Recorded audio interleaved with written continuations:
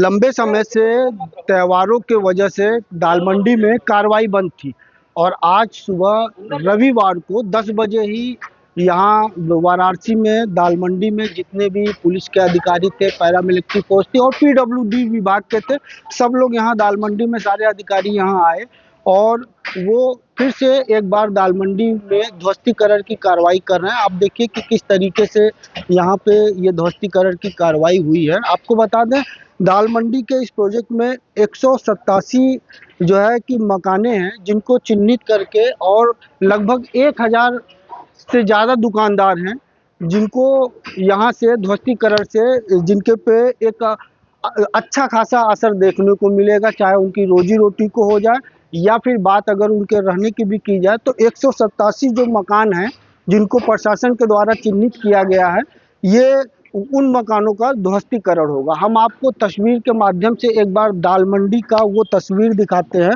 कि एक वो था दाल मंडी जिसको पूर्वांचल का एक विरासत के तौर पे दाल मंडी को जाना जाता था और आज की दाल मंडी आप देखिए जिसको कभी विरासत में लोग याद किया करते थे या जानते थे और आज उसका दशा ये है। आप देखिए कि जो जिस तरीके से यहाँ प्रशासन के द्वारा चौड़ीकरण की कार्रवाई की जा रही है। बता दें, ये चौड़ीकरण की कार्रवाई बाबा विश्वनाथ में श्रद्धालुओं को जाने में सुगमता से जाएं वो उसके लिए ये कार्रवाई की जा रही है। यहाँ पार्किंग और अन्य चीज़ें भी जो है प्रोजेक्ट के तहत है वो बनाई जाएंगी और हम आपको यहाँ से के जो दुकानदार हैं या जो यहाँ के रहने वाले लोग हैं उनसे भी जो है बात करते हैं। लोग हार्ट और बीपी के मरीज हैं, शुगर के मरीज हैं, आपातकाल में कहाँ से एम्बुलेंस आ पाएगी यहाँ पर?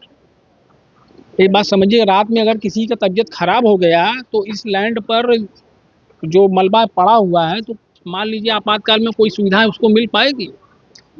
सिर्फ सवाल दाल मंडी रोड का नहीं है, दाल मंडी गली का नहीं है, सॉरी, सवाल यहाँ रहने वाले तमाम आवाम का है।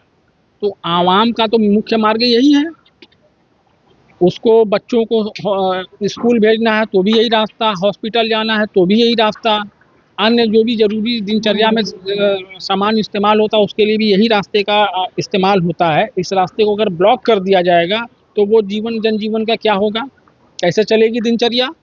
और बिजली पानी की क्या व्यवस्था है? सारी बिजली को काट दिया गया है। आप देख सकते हैं लाइट इस टाइम नहीं है, बिजली को काट दिया गया है। तरीके से अमानवीय चीज़ें हो रही हैं यहाँ पर। आप अपने कैमरामैन को घुमा करके तार का जखीरा भी दिखा सकते हैं आप।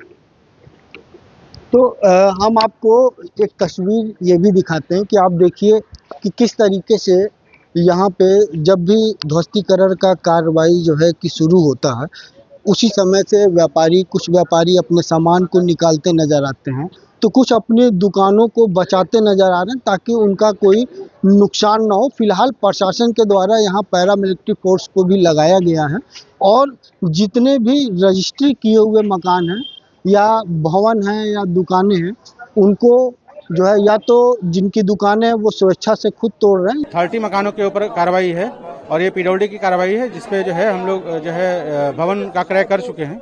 उन्हीं मकानों पे ही आज ध्वस्तीकरण की कार्रवाई की जानी है। जर्जर भवन भी है कि आज फ्रेश जो रजिस्टर्ड आज सिर्फ पीडब्ल्यूडी की कार्रवाई है, इसमें जर्जर भवन की गिनती नहीं है। कितने मकानों पर कार्रवाई हो चुकी है? अभी तक कुल 25 मकानों को पूर्ण रूप से ध्वस्त किया जा चुका है।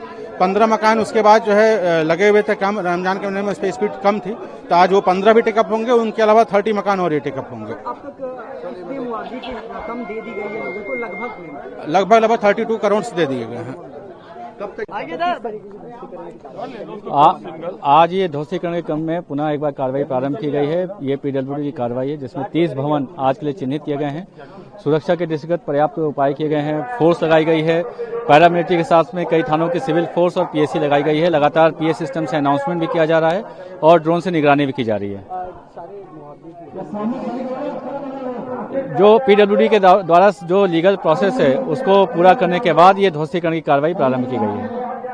यहाँ वर्कर और कारीगर लगा के उनको खुद जो है कि तोड़ा जा रहा है और आप देख रहे होंगे तस्वीर में कि एक ऐसी स्थिति है जहाँ व्यापारी भी हैं, दुकान भी था, सब कुछ था और वही व्यापारी अपने उस दुकान को जहाँ से परिवार चलाया करता था उसको टूटते हुए वो देख रहा है सिर्फ खड़ा होकर, और प्रशासन से ये गुहार लगा रहा है कि उनको जो ये वादा किया गया था कि ध्वस्तीकरण अगर होगा तो आपको दुकान भी जरूर दिया जाएगा।